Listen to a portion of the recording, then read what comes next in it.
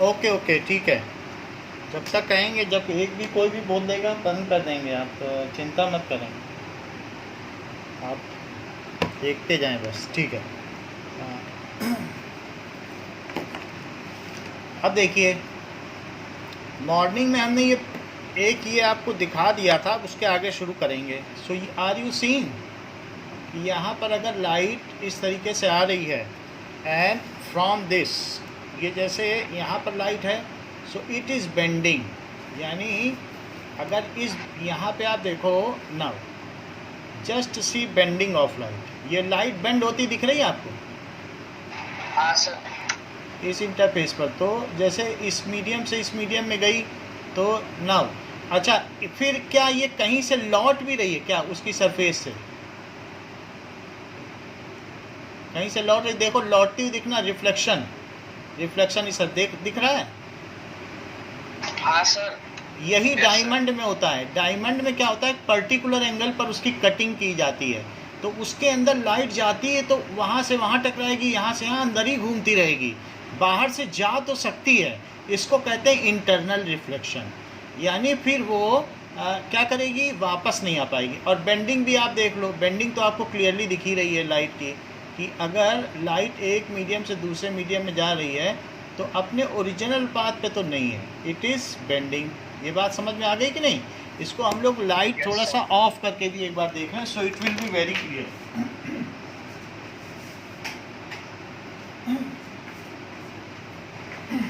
Now just see, you will see that it is not moving in its original path, it is bent। ये एक सीधी line तो नहीं है। सीधी line लग रही है आपको कि बेंड लग रही है? सर बेंड लग गया। बेंड है। So light when moves from one medium to other then it bends. Here you can see that it is bending.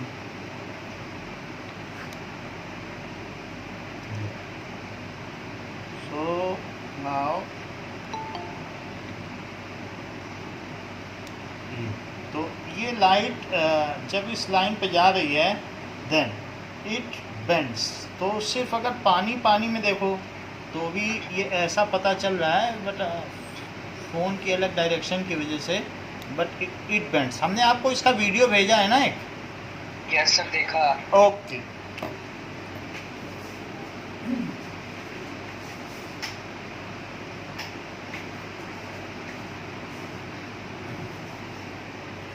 Now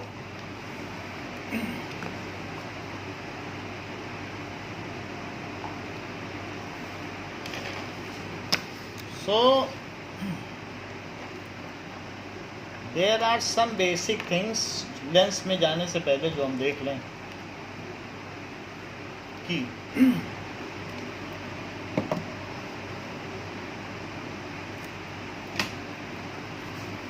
पहली चीज कि when light enters in rectangular glass slab, तो क्या होता है?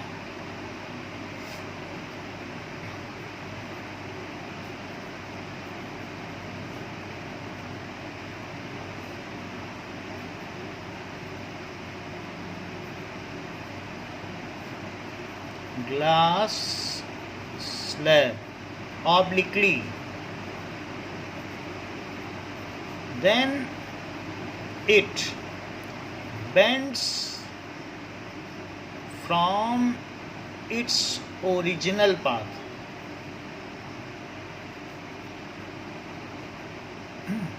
ठीक है, ये अपने रास्ते से बेंड कर जाती है towards normal.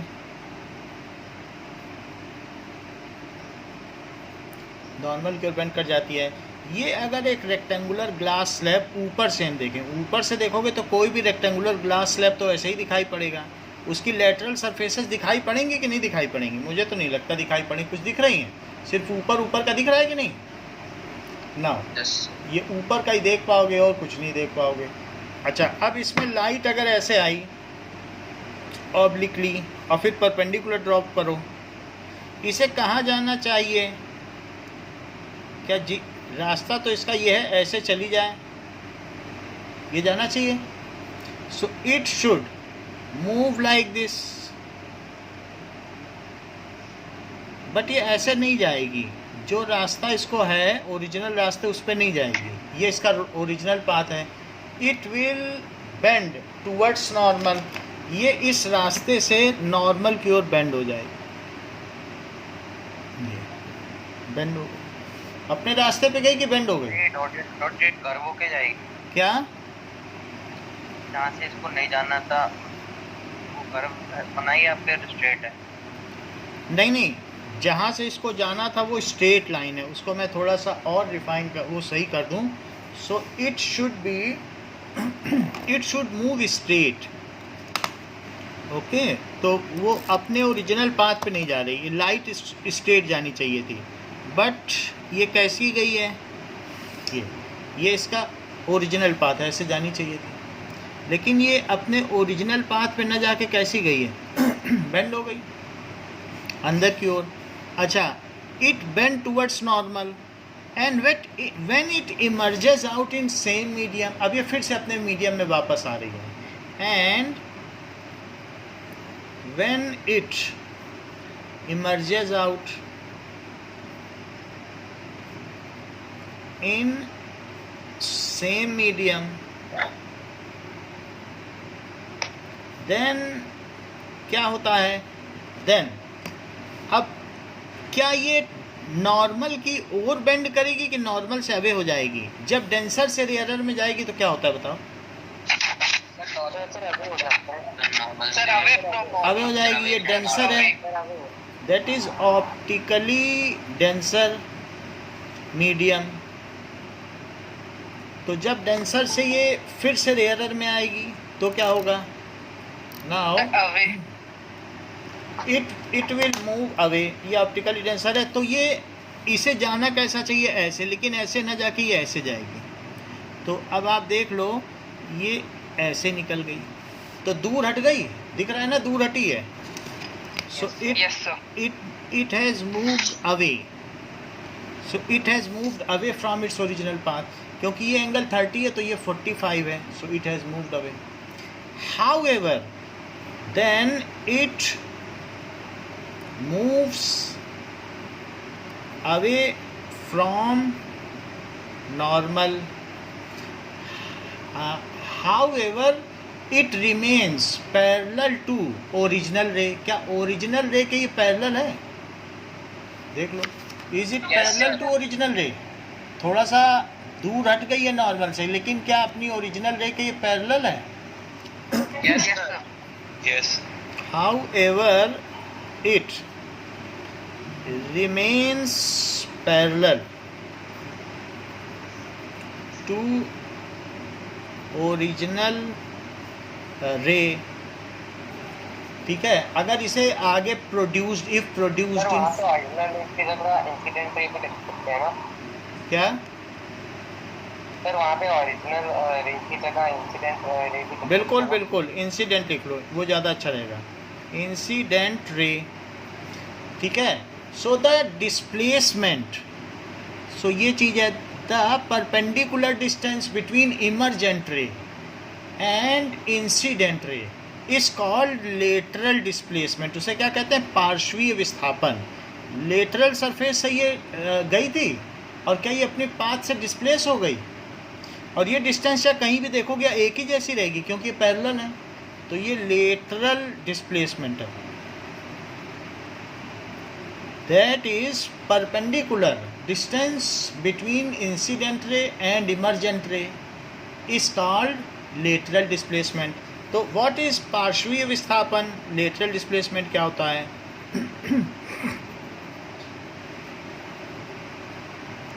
when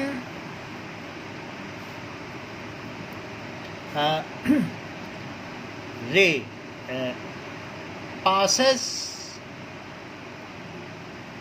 through rectangular glass slab, so when ray passes through rectangular glass slab,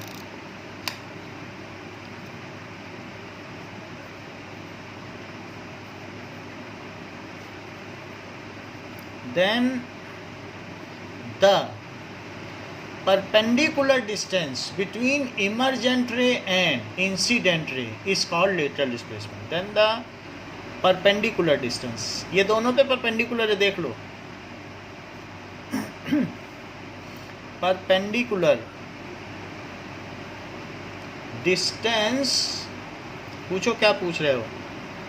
distance sir lateral का मतलब between सर हाँ. लेटरल का मतलब इंसिडेंट रे, क्योंकि ये इसकी लेटरल सरफेस है. तो क्या जब लेटरल हमने देखा था 4 लेटरल सरफेस हैं, और क्या मैं इसी पे रे डाल रहा हूँ क्या, और इस पे डालने के बाद क्या ये डिस्प्लेस हुई है अपने पाथ से. जैसे हम लोगों का लेटरल हिस्सा क्या है, पीठ है. जब किसी से बात करते हो तो क्या चीज़ नहीं दिखती है आपकी, पीठ नहीं दिखाई पड़ती है, तो वो लेटरल हिस्सा है. इसी तरीके से ये रख दें तो आपको क्या नहीं दिखाई पड़ रहा, क्या इसका किनारा नहीं दिखाई पड़ रहा है, तो वो लेटरल सरफेस हुई. तो क्या मैंने उसी पे टॉर्च डाली थी. So then the perpendicular distance between incident ray and emergent ray, जो निकली है फिर से उसी मीडियम में, उसे क्या कहते हैं, इमर्जेंट रे, is called lateral displacement.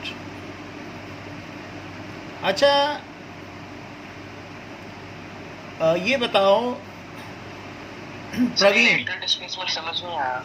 Lateral displacement का मतलब है कि अगर कोई भी चीज़, अगर आपने इस पे यहाँ से भेजी, फिर ये ऐसे आई, फिर ऐसे निकल गई, तो ये निकली तो है, लेकिन मैं अगर इसकी ओरिजिनल रे को आगे बढ़ाऊं तो मैं देखूंगा अरे ये तो अपनी मेन रे के पैरेलल है. तो क्या इन दोनों के बीच में डिस्टेंस, इन दोनों के बीच की डिस्टेंस फिक्स्ड है, चाहे मैं जितना आगे चलता चला जाऊं, क्योंकि पैरेलल रे के बीच की डिस्टेंस क्या होती है, क्या बदलती है कि एक जैसी रहती है, एक जैसे रहती है सर. तो ये जो डिस्टेंस है बिटवीन इमर्जेंट रे और बिटवीन इंसिडेंट रे इफ प्रोड्यूस्ड, तो इन दोनों के बीच का जो डिस्प्लेसमेंट है वो क्या कहलाएगा. मेरा कहने का मतलब है ये बड़ा रेक्टेंगुलर ग्लास स्लैब है और ये छोटा है, तो बताओ किसमें ज़्यादा होगा लेटरल डिस्प्लेसमेंट, बड़े वाले में कि छोटे वाले में. क्या सर किसमें? जितनी ज़्यादा थिकनेस होगी, जितनी ज़्यादा थिकनेस होगी उतना ज़्यादा लेटरल डिस्प्लेसमेंट होगा. अगर मैं मान लो जैसे अगर मैं पतला सा रेक्टेंगुलर ग्लास स्लैब लूँ तो उसमें उतना डिस्प्लेसमेंट नहीं होगा, इतना ही पतला ले लूँ तो हाँ थोड़ा ज़रूर फ़र्क पड़ेगा, यानी रे ऐसे गई फिर ऐसे गई. लेकिन अब इसे आगे बढ़ाया तो क्या बताओ उसमें ज़्यादा डिस्प्लेसमेंट पाया गया कि जिसकी थिकनेस ज़्यादा है, जिसकी थिकनेस ज़्यादा है. हाँ, तो ये 1 नंबर का क्वेश्चन आता है कि किसमें ज़्यादा लेटरल डिस्प्लेसमेंट है. So if thickness of rectangular glass slab is more than it's lateral displacement is. हाँ बोलो. सर थिकनेस जो लेटरल सरफेस की वो लेंथ में होगी कि हाइट में? इसमें जिसमें से रे जा रही है ये वाली, ये है थिकनेस. सर ये बस ग्लास स्लैब में ही होता है क्या? सर ये बस ग्लास स्लैब में ही होता है क्या? थोड़ा तेज बोलो. सर ये बस ग्लास स्लैब में ही होता है क्या?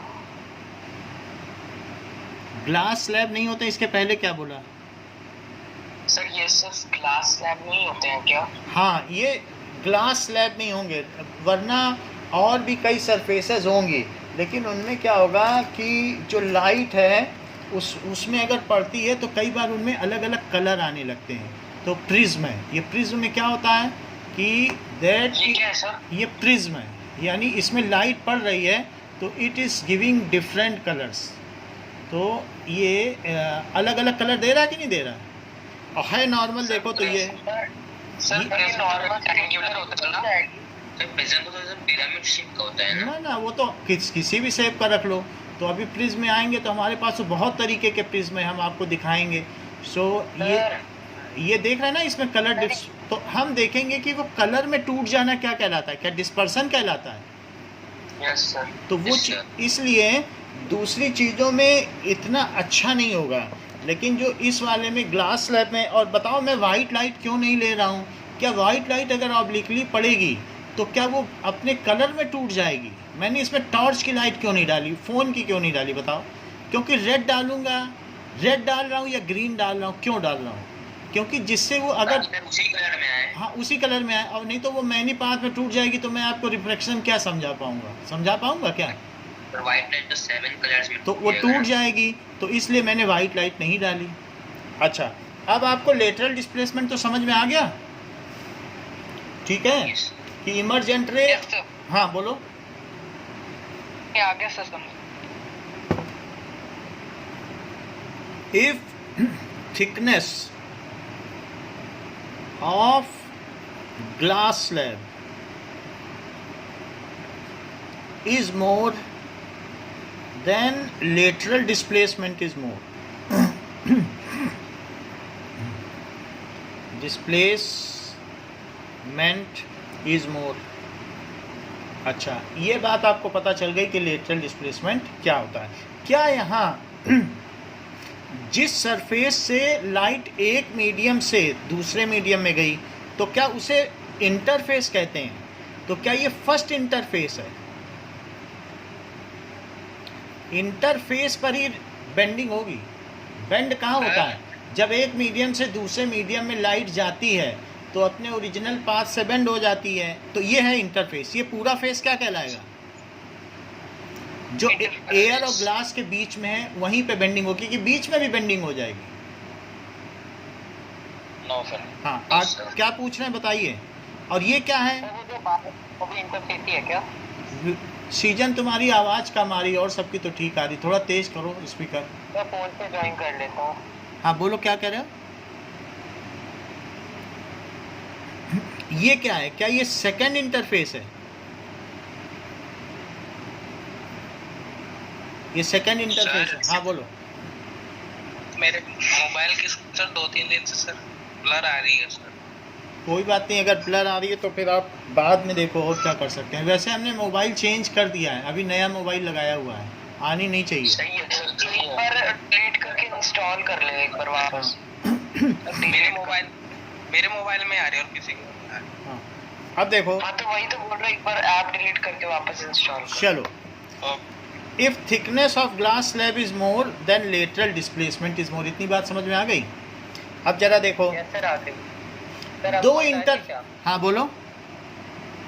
सर आप कुछ नहीं सर, पहले नहीं आई थी, इससे पूछ। अच्छा, तो जो फर्स्ट इंटरफेस है क्या वहाँ फर्स्ट रिफ्लेक्शन है?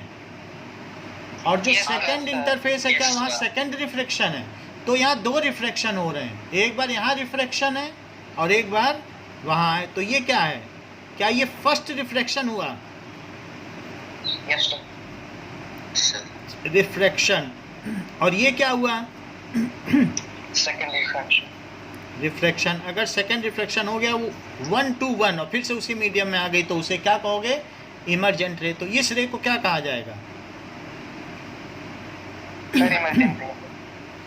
है तो ये भी रिफ्लेक्टेड रे। ये बीच वाली को क्या कहा जाएगा? रिफ्रैक्टेड रे। Reflected ray. और ऊपर वाली को क्या कहा जाएगा? Incident ray. Incident ray. अच्छा, ये जो इंसिडेंट रे का नॉर्मल से एंगल बन रहा है इसे क्या कहा जाएगा? कि एंगल ऑफ इंसिडेंस, ये आई है। और ये जो यहाँ एंगल बन रहा है उसे क्या कहेंगे? क्या एंगल ऑफ रिफ्लेक्शन? अच्छा, इसको कहेंगे एंगल ऑफ रिफ्लेक्शन। फिर भी मैं इसे R1 कह देता हूँ। इमर्जेंट रे जितना एंगल बना रही क्या उसे E कह दें?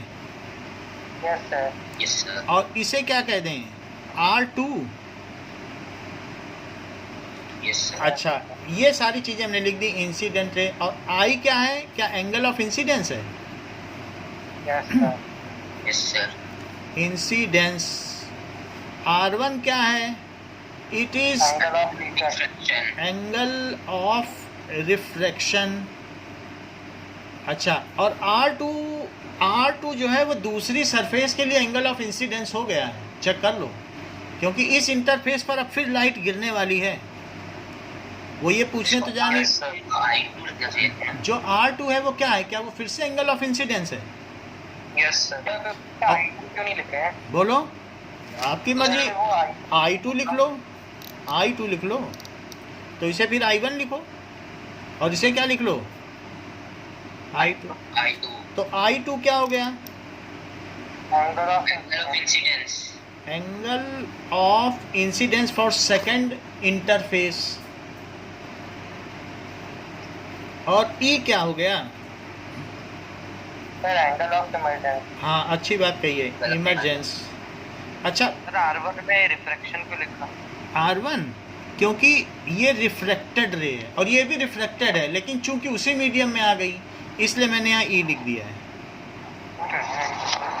ये भी रिफ्लेक्टेड है, आपको यहाँ R2 लिखना चाहिए था, जिसकी मर्जी R2 लिख ले, लेकिन अगर उसी मीडियम में आ रही तो इमरजेंस बोलना ज़्यादा ठीक रहता है कि वापस अपनी जगह आ गई है। अब ज़रा देखो कि इसी रेक्टेंगुलर ग्लास स्लैब में क्या आप मुझे बताएंगे किसी भी तरीके से कि R1 R2 के इक्वल है क्या? R1 और I2, यस सर। ठीक है, क्योंकि सर ये अल्टरनेट इंटीरियर एंगल हो गए। अब कुछ और चीज़ें देखें तो यानी यहाँ पर अब देखिए कि ये मीडियम है, इसका रिफ्रैक्टिव इंडेक्स अगर N1 है, एब्सोल्यूट रिफ्रैक्टिव इंडेक्स, एयर है लेकिन एयर का भी तो कुछ ना कुछ एब्सोल्यूट रिफ्रैक्टिव इंडेक्स होता है। Yes sir. और ये ग्लास है, ग्लास हो ये जो हमें क्या लेना देना, वाटर है, हमें हमने वाटर में क्या, डिटॉल वाटर में, तो इसका N2 हो गया और ये फिर से N1 हो गया इसका। बोलो, है बात सही? Yes sir. Yes sir. अच्छा, अब कुछ और चीज़ें देखें कि एक ट्रायंगल लेते हैं। अच्छा, अगर ट्रायंगल में ये 30 डिग्री है और कोई ये बोल दे ये 4 सेंटीमीटर है और पूछे बताओ ये कितना है, ये 4 सेंटीमीटर है, नीचे का नहीं बता रहा है, और पूछे ये कितना है, तो क्या आप बता लोगे? No sir. हाँ, 30 डिग्री जब जब होगा तो इसका ये डबल होगा, ये 8 सेंटीमीटर है। जितना भी हो, कोई इसकी लेंथ बड़ी कर दे, कहे हम तो बहुत बड़े में 30 लेंगे, ले लो, जितने बड़े में 30 ले लो, 30 एंगल लेगा। अब इसके बाद ऐसा करने से ये परपेंडिकुलर गिर रहा है इसको, और बोला देखो मैंने तो 5 ले लिया, तो कोई बात नहीं, तुमने 5 ले लिया तो ये क्या बन जाएगा? Sir 10 centimetre. सो जब भी in a right angle triangle, in a right angled triangle, ठीक है, रेशो ऑफ एंगल बिटवीन किसके किसके बीच में? Perpendicular and hypotenuse, perpendicular and hypotenuse is, ये कितना है?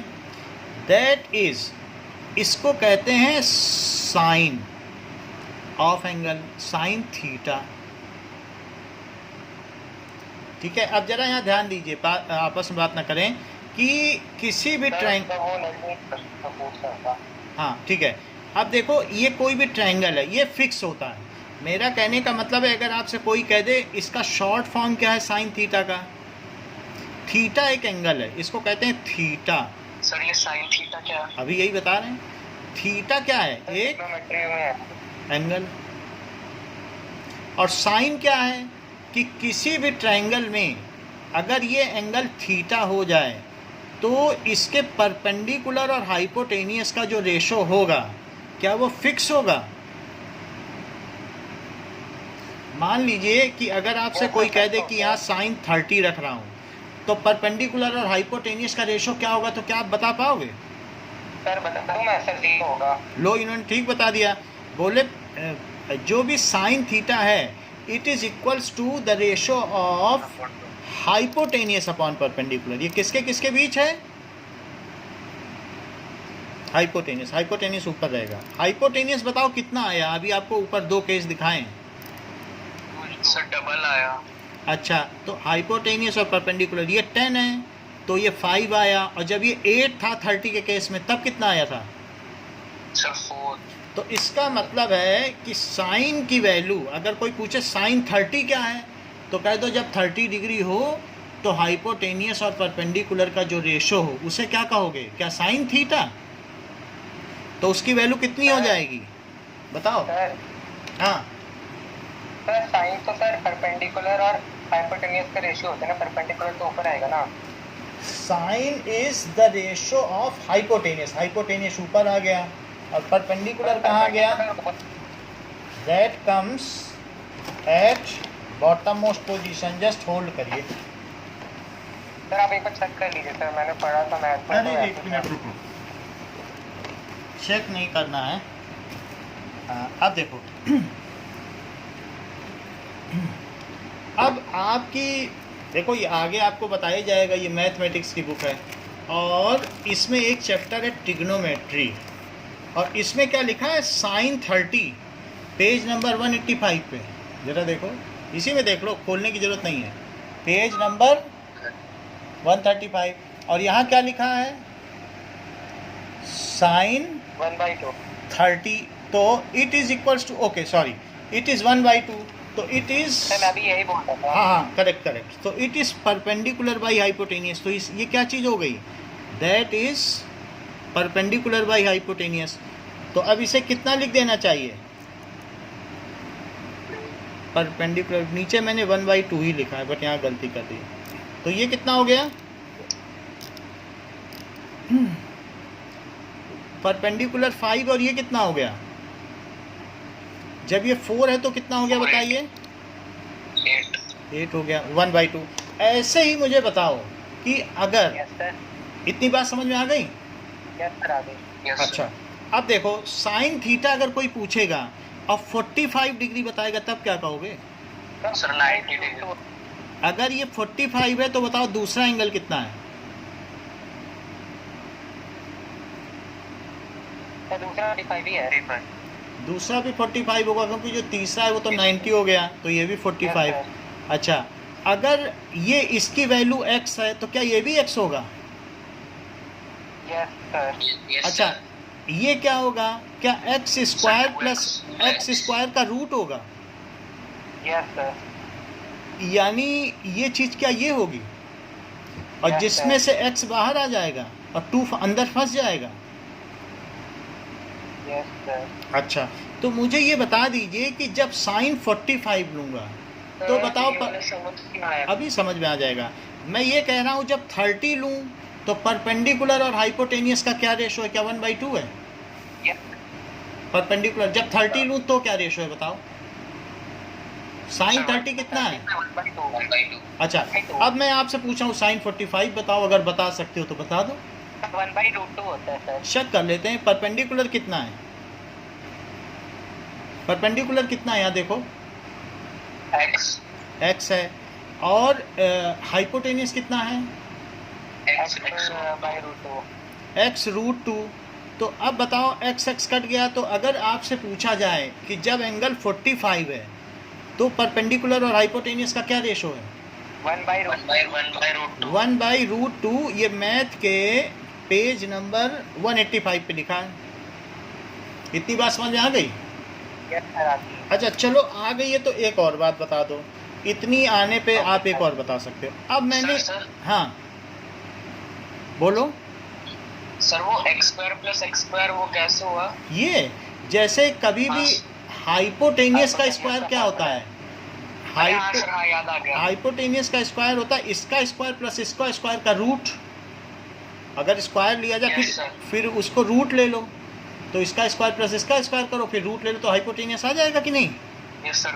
अच्छा, ये बताओ अगर ये 30 है तो ये कितना हुआ? सर ये सर 100 डिग्री। क्या ये 60 हुआ? Yes sir. यस अच्छा। सर। अच्छा, ये जब 30 था तो क्या उसके सामने की साइड 4 सेंटीमीटर थी यस सर। और ये क्या 8 सेंटीमीटर थी? Yes sir. तो अब ये जब इस, अच्छा इस एंगल पर तुम खड़े हो, यहाँ खड़े हो जाओ जरा, इस एंगल पर खड़े हो तो बताओ तो जिस साइड खड़े हो क्या वो बेस होगा? Yes sir. और सामने क्या होगा? क्या परपेंडिकुलर होगा? Yes sir. परपेंडिकुलर, और ये हाइपोटेनियस सर होगा। ये हाँ बोलो। सर ये बात तो वही हो गई 30 डिग्री वाला सर, बस 30 है लेकिन कोई पूछ रहा है कि 30 हो तो परपेंडिकुलर कहाँ है? वहाँ खड़ा हो जाए तो परपेंडिकुलर ये है, फिर ये बेस हो जाएगा।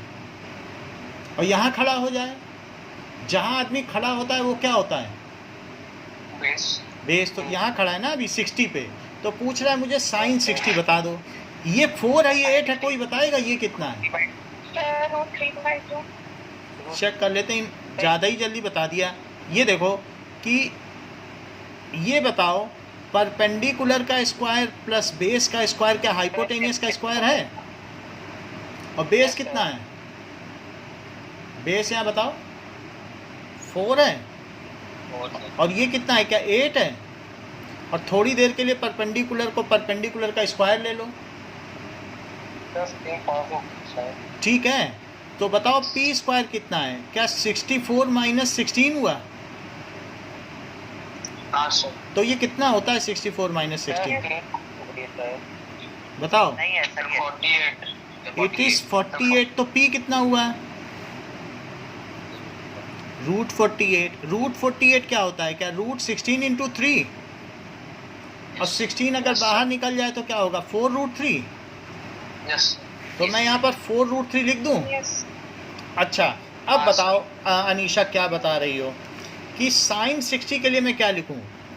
दोनों की वैल्यू बताना, परपेंडिकुलर की भी बताना और हाइपोटेनियस की। बोलो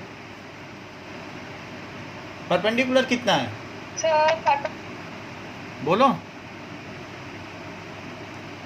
आवाज़ कट जाती है आपकी, नेट ठीक कराओ। परपेंडिकुलर कितना है? परपेंडिकुलर के सब 4 रूट 3। हाँ 4 रूट 3। 4 रूट हाँ ये सही है। और हाइपोटेनियस कितना है? सर 8 है। तो इसको कट कर दो, अब आपका आंसर आ गया। तो अनीशा मुझे 3 वैल्यू बताओ। साइन 30 की क्या वैल्यू है? सर 1/2। साइन 45 कितना है? सर 1/√2। साइन 60 कितना है? Sir root 3/2। साइन थीटा किसका किसका रेशो है? तो क्या वापस पूछ सर लीजिए। परपेंडिकुलर बार हाइपोटेनियस। हाँ ये सही है। साइन थीटा अगर कोई पूछा जाए किसी ट्रायंगल में तो किसका किसका रेशो है, ये इन्होंने बता दिया। यानी अब आप देख लो, सर थीटा है क्या? ये थीटा एक एंगल है। थीटा क्या होता है? जैसे एक्स होते हैं ना तैयार जैसे एक्स है उसी तरीके से इसे थीटा लिखा जाता है, ऐसे। This is called theta. तो थीटा किसी भी एंगल को ले सकता है। नहीं, इस तरीके से लिखा जाएगा थीटा। जैसे एक्स लिखा जाता है ना, ये ग्रीक लेटर है, ग्रीक के अल्फ़ाबेट्स हैं, थीटा अल्फा। किसी भी एंगल को ले सकता है। हाँ थीटा की कोई ये वेरिएबल है, इसकी कोई भी वैल्यू हो सकती है। तो कभी भी आपसे पूछा जाए साइन थीटा क्या है तो आप क्या कहोगे? यहीं खड़े रहना, जहाँ थीटा हो वहीं पे खड़े रहना। अच्छा साइन थीटा क्या है? क्या परपेंडिकुलर बाई हाइपोटेनियस? अच्छा इतना ही जानते हो तो फिर कॉस थीटा क्या है? तो वही आ रही है। हाँ बोलो, कॉस थीटा क्या है? b/h।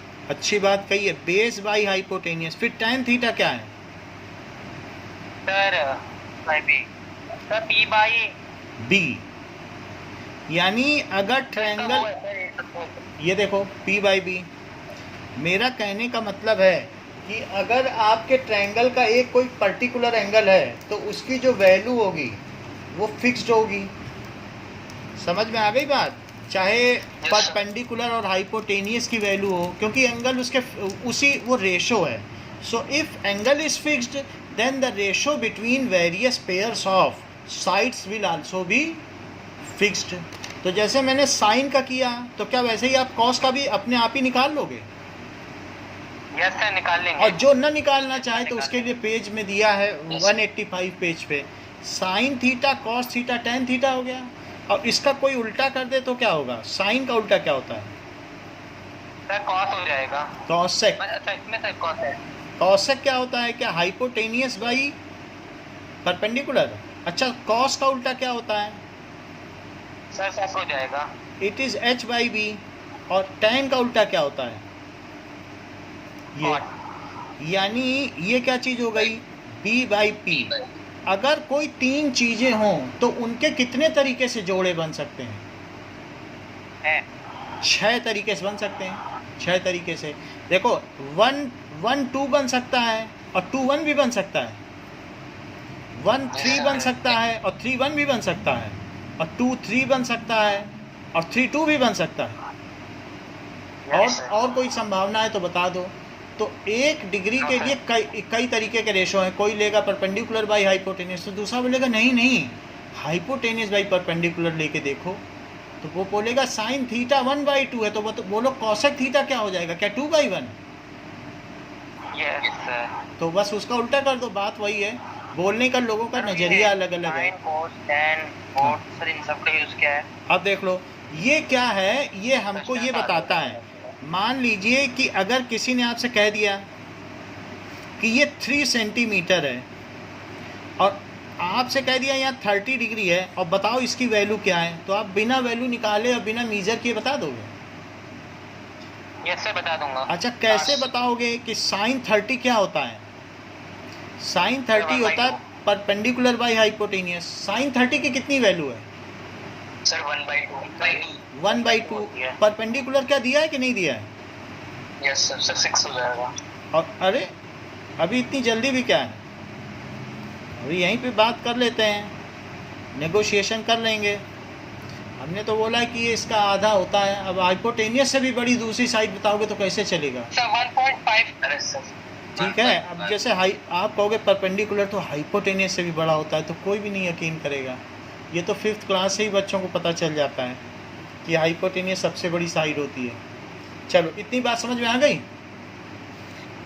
अब जब कि हमें ये बात, इसका लाइट में इसका अब जैसे ये देखो कि ये है,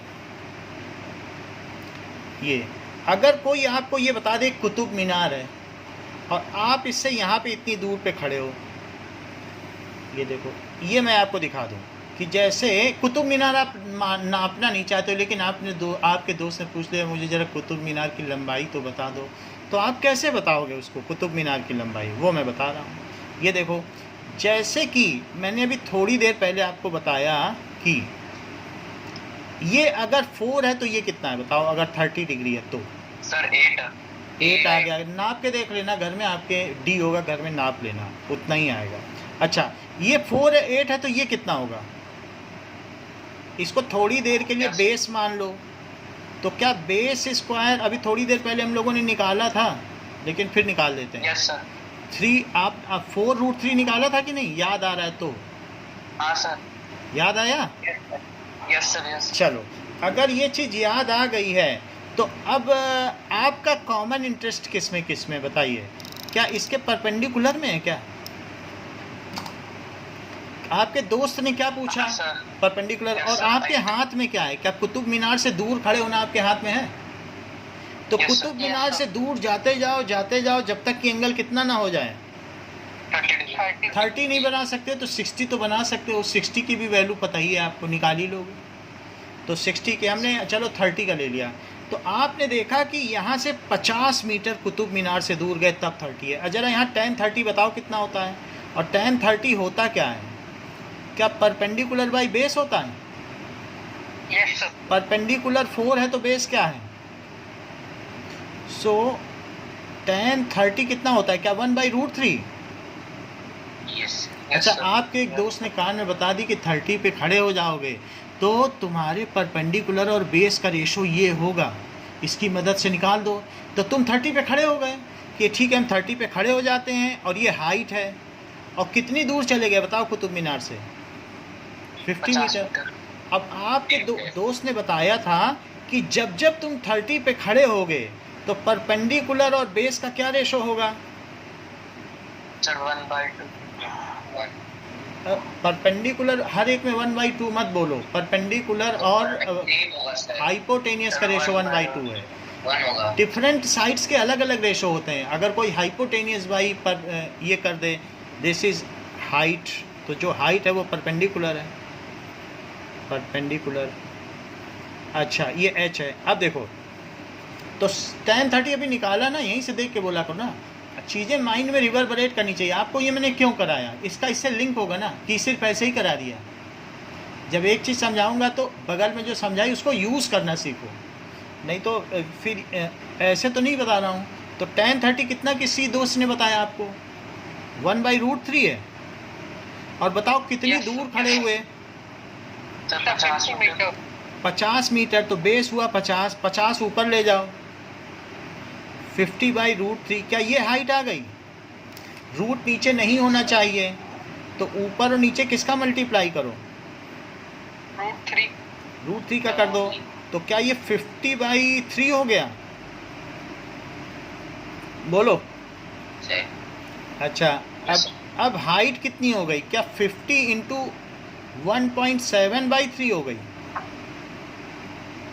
अच्छा, 17 से इसको मल्टीप्लाई करो, इट इज़ 85/3 हो गई। फिर और क्या करो 3 से, तो 3 2 जा 6 और 3 8 जा, तो 3 8 जा 24 और फिर 10 बचेगा, तो इतने मीटर। समझ में आ गई बात कि क्या यूज़ है इसका? किसी भी बिल्डिंग की हाइट निकालने में, किसी एरोप्लेन की क्या स्पीड है, यहीं खड़े खड़े निकाल सकते हो जहाँ खड़े हो, और निकालोगे भी 185 पेज में ट्रिग्नोमेट्रिक एप्लीकेशन में। हाँ, अरे 1.7 था, फिर 85 कैसा? ये √3 की वैल्यू है। रूट को सॉल्व करना हमने आपको सिखाया था ना क्वाड्रेटिक इक्वेशन में, हाँ सर। कि √2 की क्या वैल्यू होती है, √3 की, √5 की, तो वही √3 की वैल्यू है। बाकी रख दी। तो आपको समझ में आ गया कि इन साइड्स का कितना महत्व है जीवन में। बोलो। हाँ सर। जो Yes, sir, आ गया। जिसको साइड्स के रेशो पता है उसको 15,000 की नौकरी तो ऐसे ही मिल जाएगी। ट्रिग्नोमेट्री का जो मास्टर है वो लाखों कमा रहा है। तो वो जगह जगह ये जो मेजरमेंट वाले हैं इंजीनियर्स, इन्हें सिर्फ ट्रिग्नोमेट्री आती है, they are perfect in trigonometry. तो वो वहाँ पर हर चीज़ की प्रॉपर मेजरमेंट कर लेते हैं। तो any measurement is done by this. अब हम आते हैं लॉज ऑफ रिफ्रैक्शन में। साइन थीटा समझ में आ गया किसका किसका रेशो है? तो Yes, sir. यानी अगर मैं कहूँ कि 30 डिग्री है तो परपेंडिकुलर और हाइपोटेनियस का रेशो फिक्स होगा। अब देखो, तो पेज नंबर निकाल लो। अब जब लॉ ऑफ रिफ्रैक्शन की बात हो रही है, 173 एंड इट इज़ 174 का सबसे top, that is laws of refraction.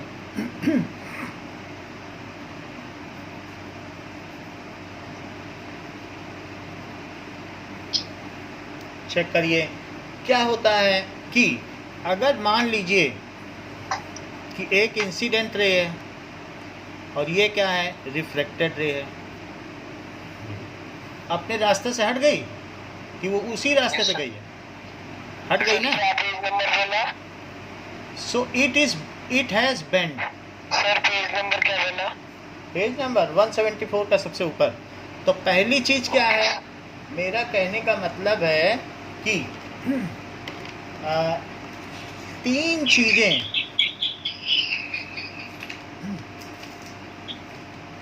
ना, ये देखो हमारे पास एक नॉर्मल है, ये नॉर्मल है, ये रे आई और ये निकल गई, जस्ट सी। तो क्या ये तीनों एक प्लेन में होंगे? Yes, sir. ये कहीं ऊपर तो नहीं उठ जाएगी या नीचे तो नहीं चली नहीं जाएगी? सर, नहीं तो सर। इसका मतलब है जैसे ये है इंसिडेंट रे, ये क्या है, रिफ्लेक्टेड रे, और ये है normal at the point of incidence. Normal डाल दिया। ये तीनों क्या होंगे, क्या एक प्लेन में? ये पहला लॉ है। Yes, sir. Yes So sir. what is first law? The incident ray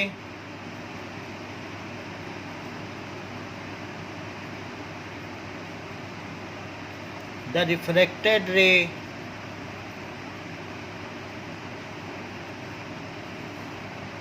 and normal to the surface। अब नॉर्मल डालो। नॉर्मल का क्या मतलब होता है? नॉर्मल टू द सरफेस, ठीक है, of pair of transparent medium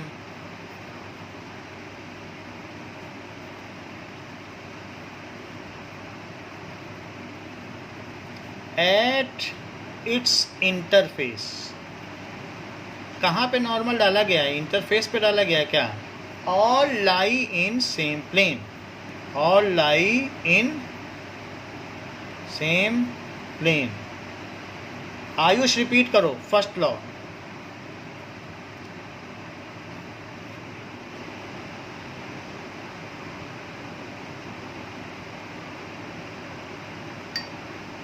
the incidence ray, the reflected ray, हाँ हाँ and the normal and the and normal to the surface of pair हाँ सरफेस ऑफ पेयर ऑफ जल, हाँ बोलिए। of transparent solution. Solution नहीं है, medium है ना। ठीक ठीक बोलिए। सर बोल दिख नहीं रहा है मेरे। अच्छा अच्छा, transparent medium at the interface. Okay फिर ट्रांसपेरेंट मीडियम। ठीक है, जब ब्लर हो तो बता देना। अब सेकंड देखो, द रेशो ऑफ, ये देखो ये रे पड़ी और ये दब गई, तो ये एंगल कौन सा हुआ आई, ये कौन सा हुआ आर। तो द रेशो ऑफ किसका किसका ratio, sine of angle of incidence,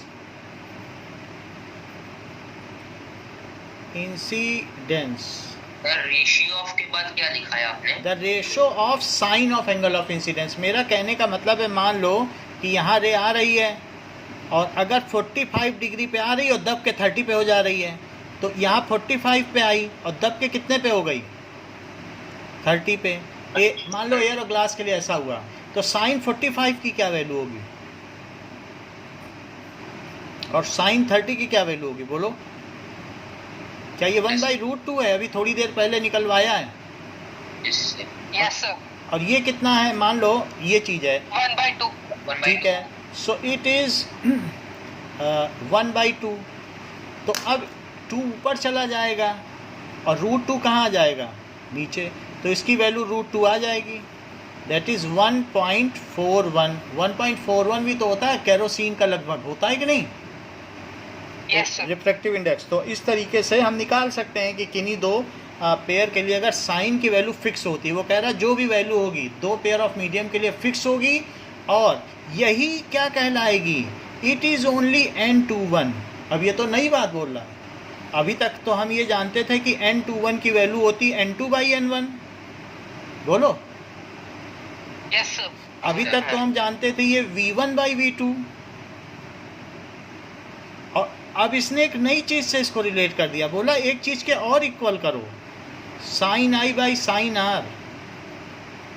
कह रहा है इसको भी इसमें शामिल कर लो। ये हम नहीं कह रहे हैं, ये स्नेल कह रहे हैं, एक साइंटिस्ट कह रहे हैं इसको भी इसमें ले लो। The ratio of refractive index क्या है, ratio of angle of incidence, sine of angle of incidence to sine of angle of refraction. Refractive index of second medium with respect to first medium is ratio of sine of angle of incidence to ratio of sine of angle of refraction। ये चीज़ है sine of angle of incidence, ठीक है, to sine of angle। इसका नाम क्या बताया था? बोलो, स्नेल्स लॉ। ये जो सेकंड लॉ है ये स्नेल्स लॉ है, sine of angle of refraction, book में लिखा हुआ है sine of angle of refraction is constant. किसके लिए कांस्टेंट है, मान लो अगर मैं वाइट लाइट डालता, ये वाइट लाइट डाल दी, तो बताओ क्या मुसीबत हो जाती, क्या इधर इधर ये बहुत सारी रे निकलती, कोई ब्लू होती, कोई रेड होती, कोई पर्पल होती, क्या सबके लिए अलग अलग एंगल हो जाता क्या रिफ्रैक्शन का। तो इस प्रॉब्लम से बचने के लिए मैंने ग्रीन और रेड का सहारा लिया। तो for its single colour, white नहीं लेना, वाइट तो कंबाइंड कलर होता है। तो देखो आगे क्या लिख रहा है, for the light of a given colour, आगे सेंटेंस पूरा पढ़ो, फॉर द लाइट, यहीं से हमने पढ़ के ही तो एक पर्टिकुलर कलर लिया। वाइट नहीं हो सकता क्या? वाइट कोई कलर ही नहीं होता, white is a combination of colour. समझ में आई बात कि नहीं? तो जस्ट 1 मिनट रुकिए।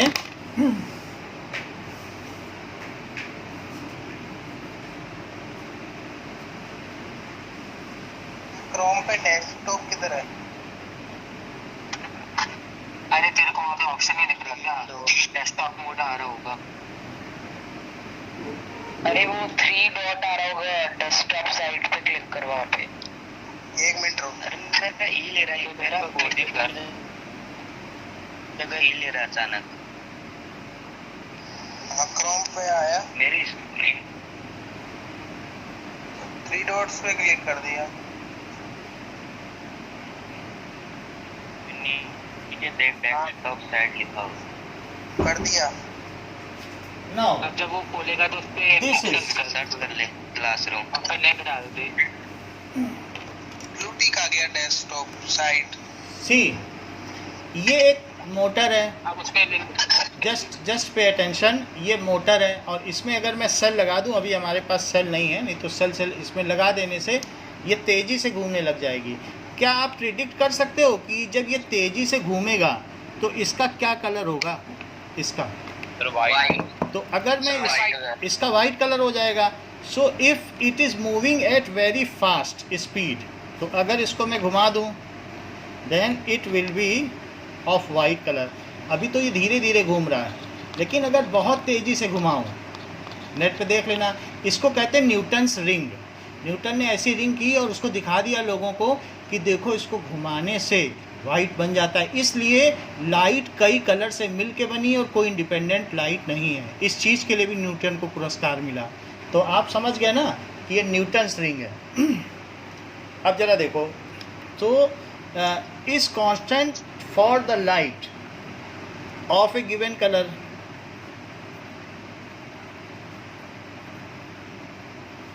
अच्छा, and for given pair of media, and for given pair of media. Media लिखा है, मीडिया क्यों लिखा?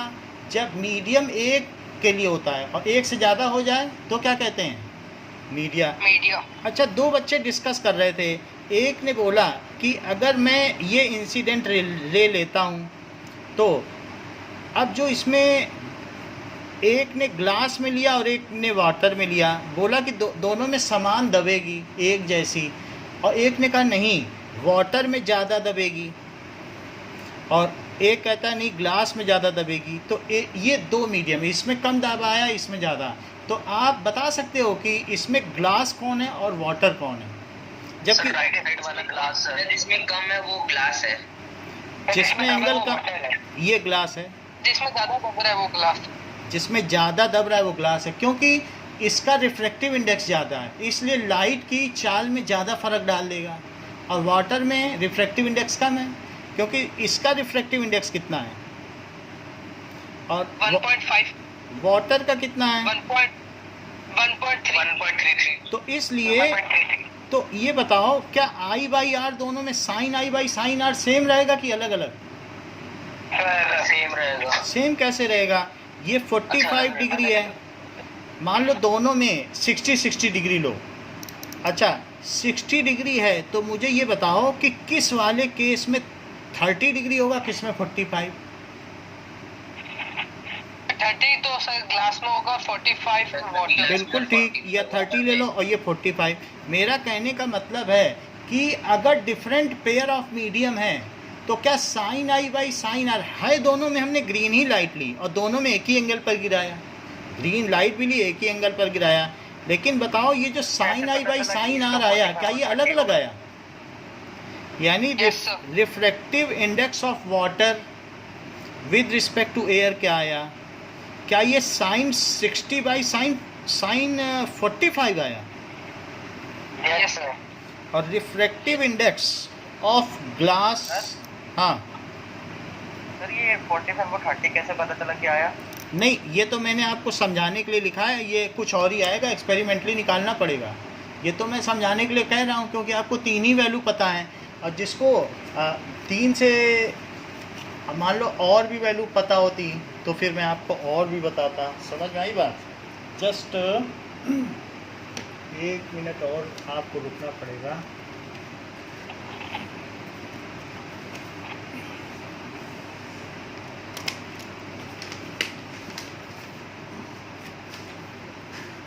हाँ, ये देखिए, दिस इज़, ये पूरी टेबल है कि ये 5 रुपए की मिलती है, इसकी कीमत 5 रुपए है। लांबा की दुकान में चले जाओगे मिल जाएगी।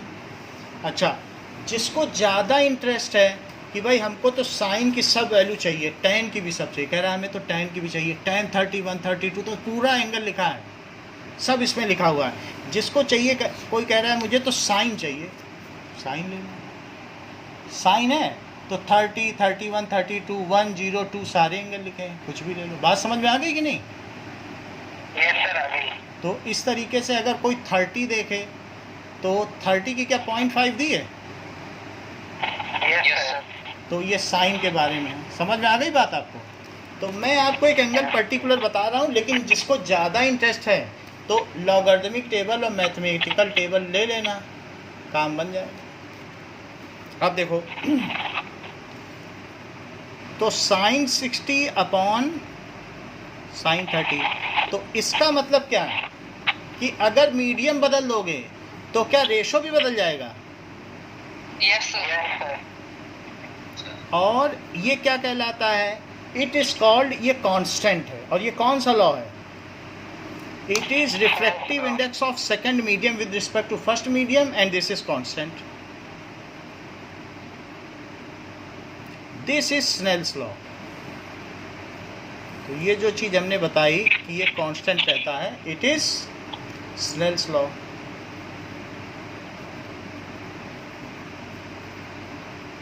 अच्छा, अब हमने आपको 3 चीज़ें बता दी हैं। क्या क्या बताया है? एक प्रांजल को और चांस दे देते हैं, n/1 this is sine i by sine r बता दिया। और प्रांजल क्या क्या बताया, बताओ?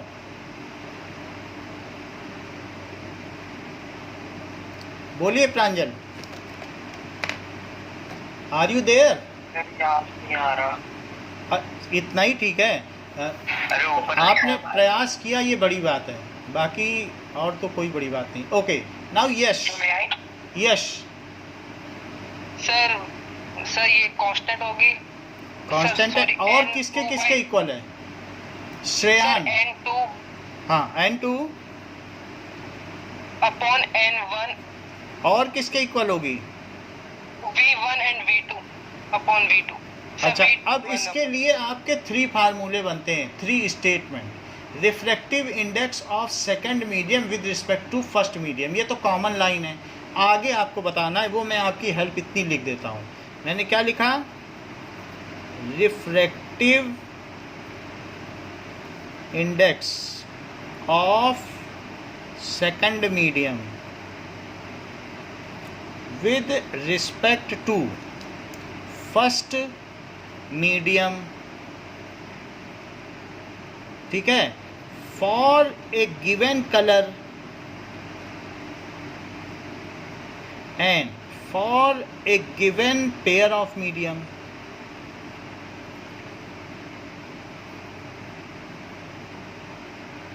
इज इक्वल टू, इतना तो हमने लिख दिया, ये आपके लिए किया है खास तौर पर। अब मुझे ABC 3 चीज बता दो, क्या लिख दें, बोलो।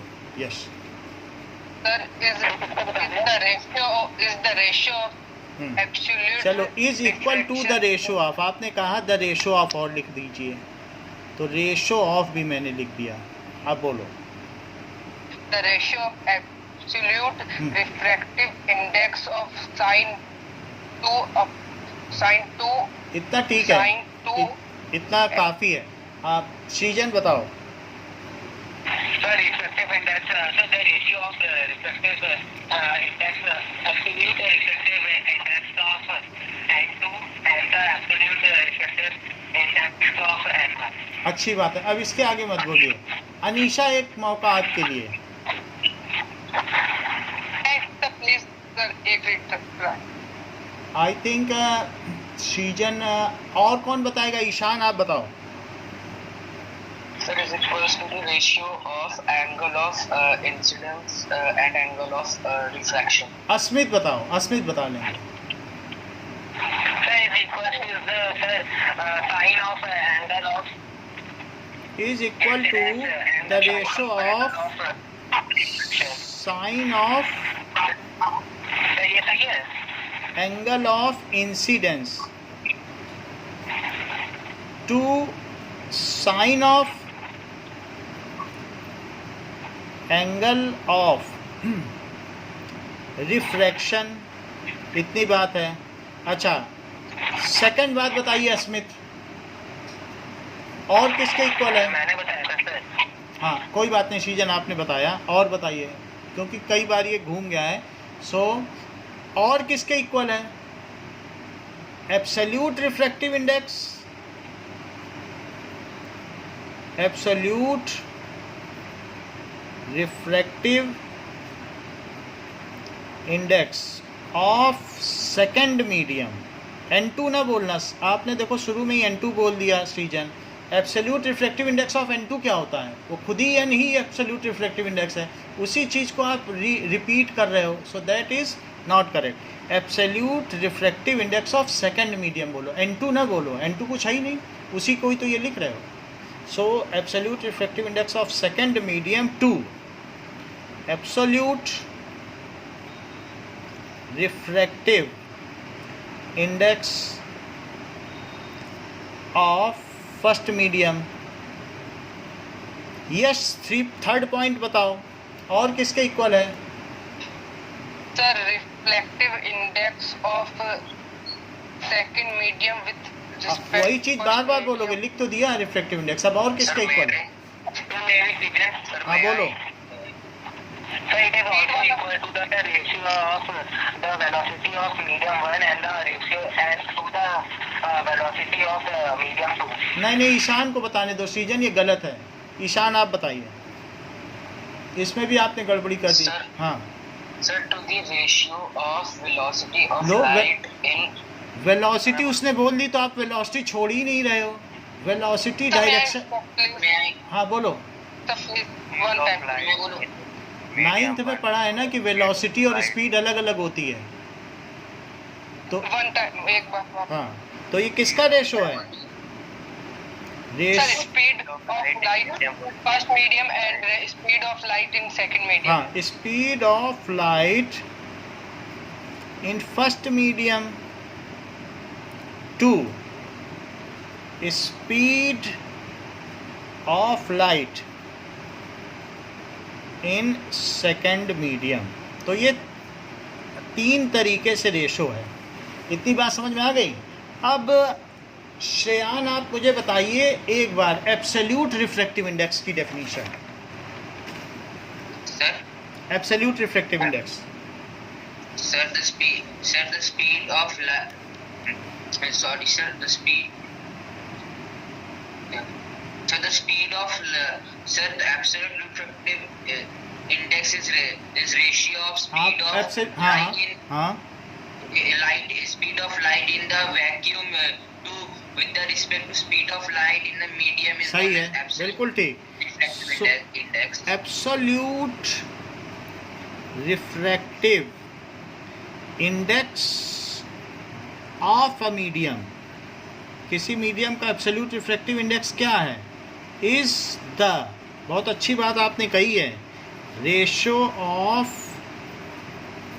Speed of light in vacuum to speed of light in that medium. यानी मेरा कहने का मतलब है एब्सोल्यूट रिफ्रैक्टिव इंडेक्स किसी मीडियम के लिए, मीडियम को m बोलेंगे तो C/V/m, और जो सिंपली ऐसे लिखना चाहे C/V भी लिख सकता है, ये इसका रेशो। और इन्हीं के अलग अलग मीडियम के हमने रिफ्रैक्टिव इंडेक्स इससे निकाल लिए। मान लो हमने ग्लास का निकाल लिया, हमने वाटर का निकाल लिया C/VW करके, हमने ग्लास का निकाल लिया C/VG करके, और किसी ने अगर NW/NG कर दिया तो क्या होगा बोलो? NW/NG sir. हाँ, तो क्या ये C/VG हो जाएगा? C/VW क्या हो जाएगा बोलो? C/VW और अपॉन VG। अच्छा, C कट जाएगा और क्या चीज़ें पलट जाएंगी क्योंकि 1 अपॉन में। Yes sir. NW/NG it is VG by VW, उल्टा हो गया क्या? हाँ सर। अच्छा, इसे क्या कहेंगे? ये क्या है further? Refractive index of which with respect to which? Sir refractive index of water with respect to refractive index of ground. बहुत अच्छा बता रहे हैं, इट इज सो गुड। क्योंकि जब रिफ्रैक्टिव इंडेक्स की बात होती है तो पहला पहले, बाद वाला बाद में, और ये जब हो जाए तो ये ऐसे लिखा जाएगा, इट इज सो। ठीक है, तो इट इज, और फिर उसके बाद साइन में भी लिख सकते हो। सो इतनी तो हमने आपको बात बता दी कि रिफ्रैक्टिव इंडेक्स क्या है। अब हम आगे चलते हैं। Now let us come to refraction by spherical lens.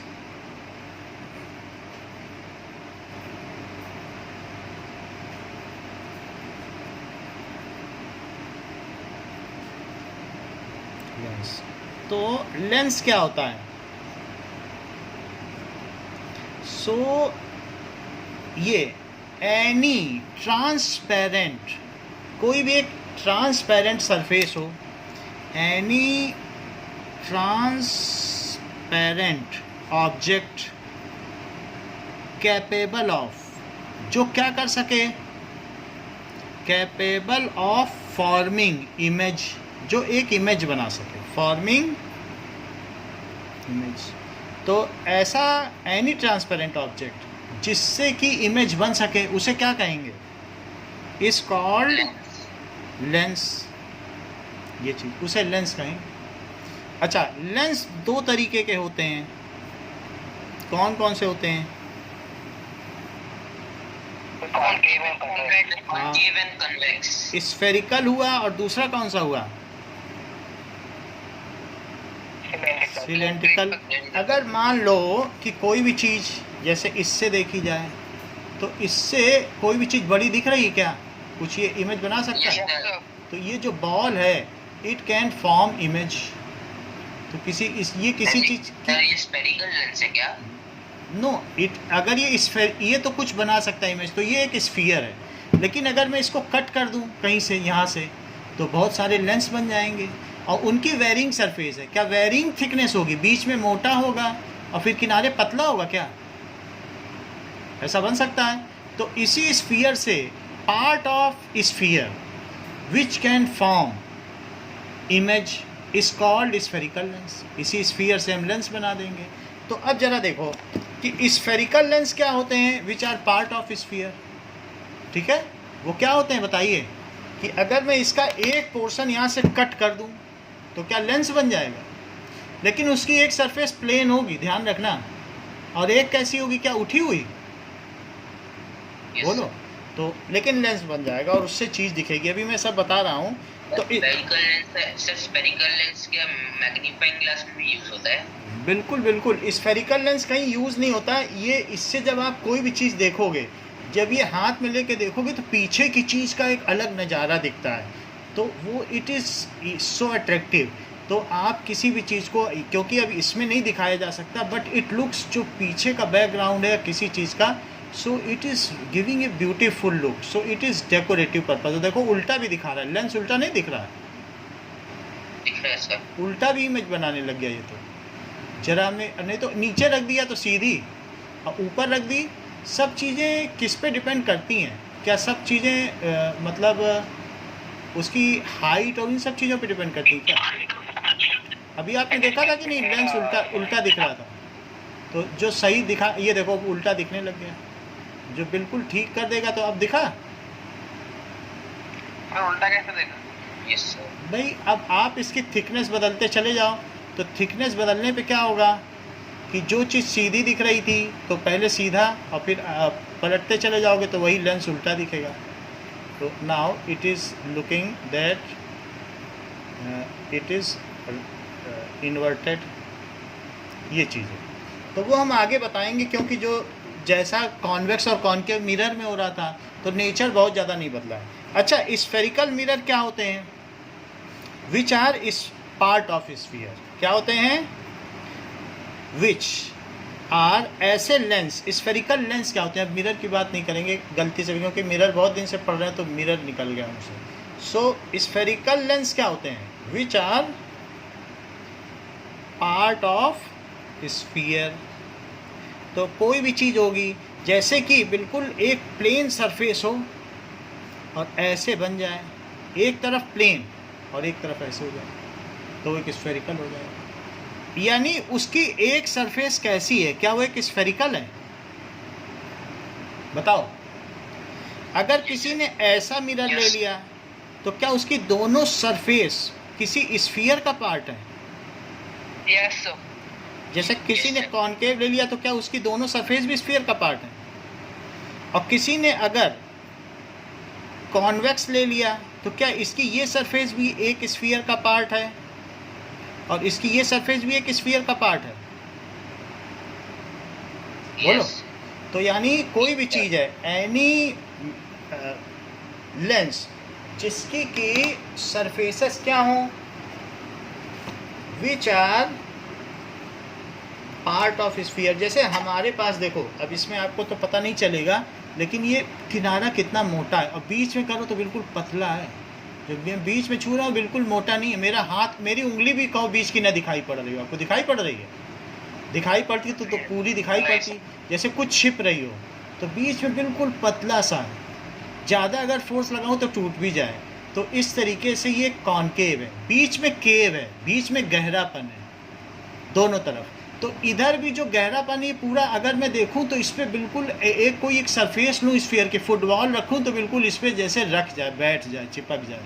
यहाँ भी रखूं तो इस तरीके से, क्या ये जो इसकी सरफेस है मैं किनारे से देखूं तो क्या ऐसी दिखेगी? Yes sir. लेकिन ऐसे देखूं तो बिल्कुल वो किसी स्फीयर का एक हिस्सा है। और ये भी, so those lenses whose surfaces, यही रिफ्लेक्टिंग सरफेसेस हैं, इन्हीं दोनों में लाइट डाली जाएगी। Whose reflecting surfaces are part of sphere, तो उसको क्या कहेंगे बताओ? That are known as spherical lens. जैसे कि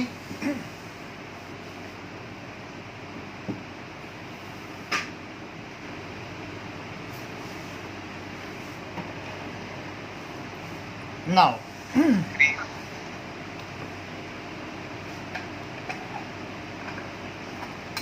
सी सच, क्या इसका किनारा बिल्कुल पतला सा है, लेकिन ये बीच में पतला नहीं है, बीच में मोटा है। तो इससे ये कैसा है? अगर बीच में मोटा है एंड जो इसका किनारा है वो बिल्कुल शार्प दिख रहा है, एंड बीच में कैसा है? It is bulged out. So such ये क्या कहलाएगी बताइए?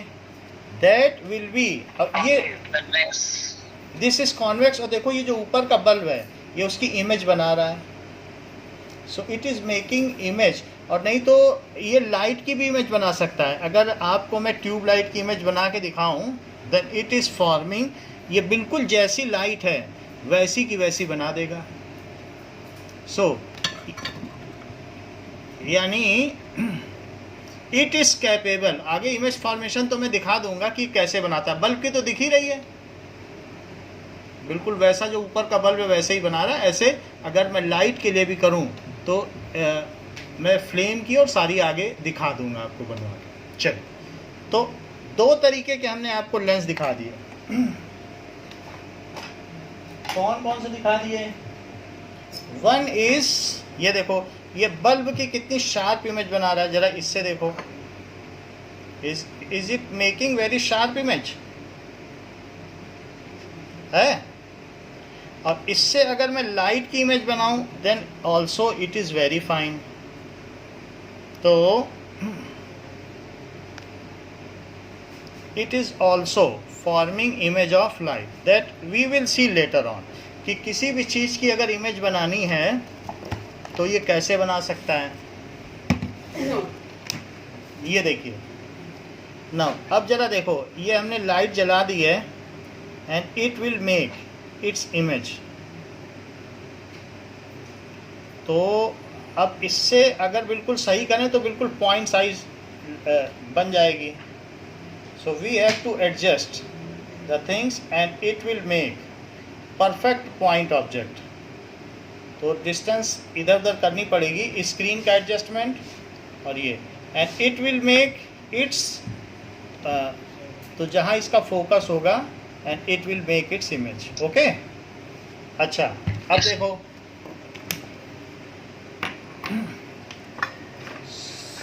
सो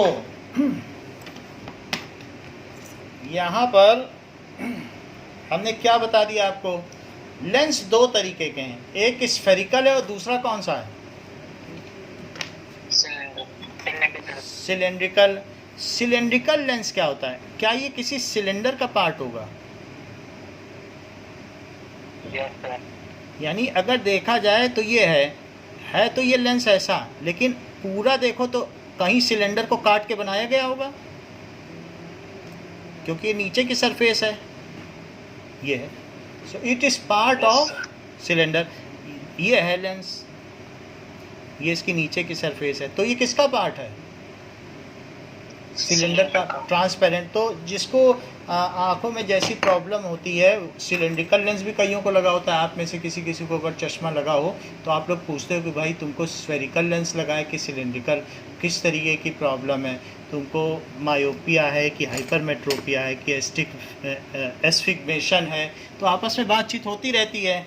तो उसी तरीके से दो तरीके के लेंस है, एक सिलेंड्रिकल है और एक स्फेरिकल है। अब जरा देखो, स्फेरिकल लेंस किस में डिवाइडेड है? Concave and convex. अच्छा, तो हमने बताया लेंस दो तरीके के हैं, एक स्फेरिकल सर ये तो आप बनवा चुके होंगे, और दूसरा सिलेंड्रिकल। सिलेंड्रिकल। स्फेरिकल के कौन से दो टाइप हैं? Convex and concave. अच्छा, कॉन्वेक्स और दूसरा क्या बताया? कॉनकेव। कॉन्वेक्स क्या होते हैं? those lens whose edges are thinner, और उसके जो सेंटर है वो कैसा होंगे, क्या थिकर होंगे? whose edges बोलो या रिम, जो जिसके रिम कैसी हो, थिनर हो, एंड सेंटर कैसा हो, इस थिक ऐसा हो, तो उसे क्या कहेंगे? दैट आर कॉल्ड, उसको कहेंगे कॉन्वेक्स। यानी they are thick at middle and sharper at rim पे शार्पर है। ये नहीं कह सकते का होल हाँ। Aperture is but down. नहीं ऐसे नहीं बोलो, फिर तो गलत हो जाएगा। दीज ये क्या होते हैं? These are thick at middle and thin कहाँ पे होते हैं? सेंटर।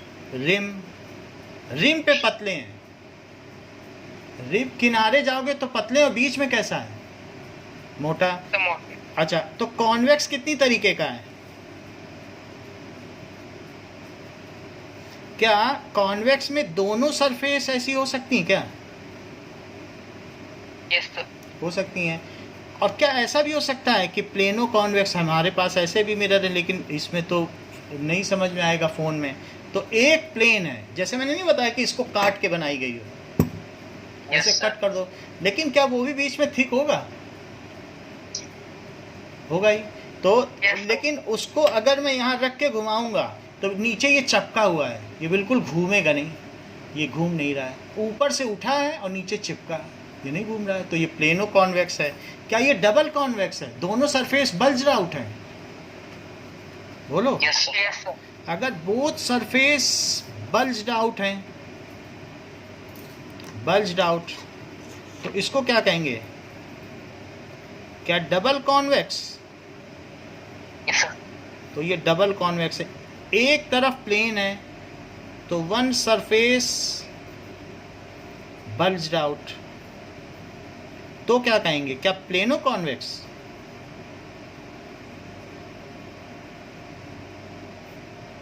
अच्छा, बीच में मोटा हो लेकिन एक सरफेस कॉनकेव हो, जैसे कि ल्यूनार चांद की तरह, एक सरफेस कैसी है? क्या कॉनकेव है? और एक सरफेस कैसी है? कॉन्वेक्स। तो इसको क्या कहेंगे? That is कॉनकेवो convex. कैसा है ये?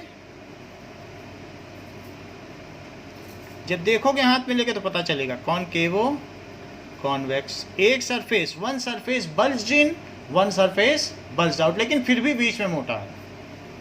One surface